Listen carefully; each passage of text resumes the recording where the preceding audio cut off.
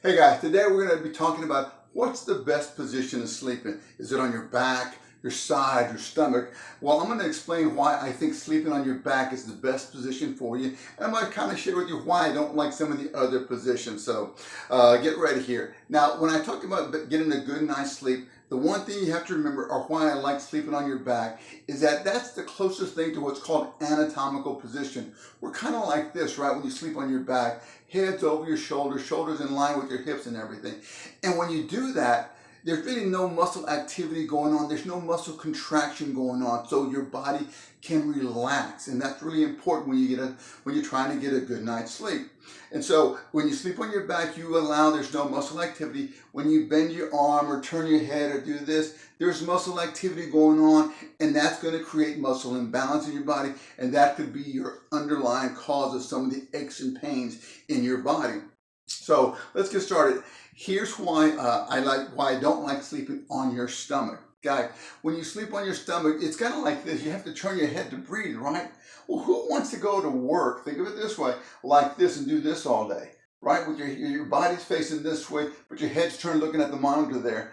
I think you'll all agree that when about 30 minutes, 45 minutes, you're going to start creating neck pain for your body because you have your head always jacked to one side.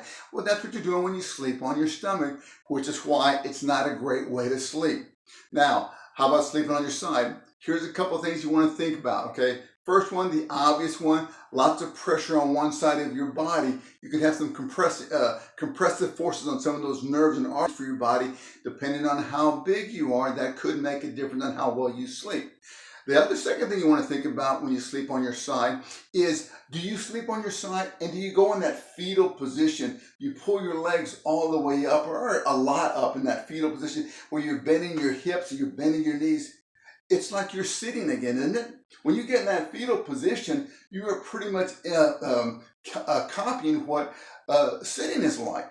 And we all know, more research coming out showing that the more you sit throughout the day, the more it contributes to low back pain out there. So, for the 8 hours you're sleeping, are you just simulating that you're sitting at your desk all day? And again, it doesn't matter if you're sitting at your desk or your recliner, you still have your knees bent, your hips bent, and you're shortening hamstrings, you're shortening up your hip flexors. So when you sleep on your side, try not to pull your legs all the way up. I think it'll help you right there if you're struggling with any kind of low back issue. Now, the other thing to think about is when you sleep on your side, a lot of people have a tendency to kind of do like this. They roll their shoulders forward. What you're doing there, you're shortening your pec muscles and you're not contracting the muscles behind you.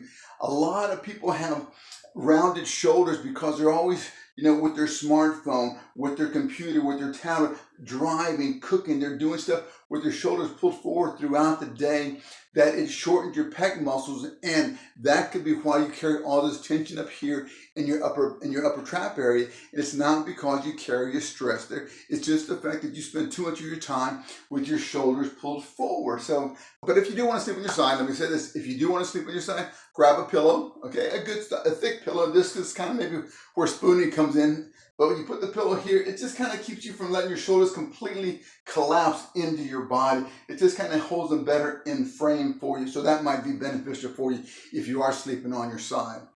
Last one, on you sleeping on your back. I'm a big believer in sleeping on your back. As I said, you're in anatomical position. There's no muscle activity going on, which is great. Problem for a lot of people, they can't lay straight with their legs straight, right? For some of you, within about 15, 20 seconds, others a couple of minutes, I have to bend my knees because it feels uncomfortable if I lie flat on my back with my legs straight. I feel that tension in my low back.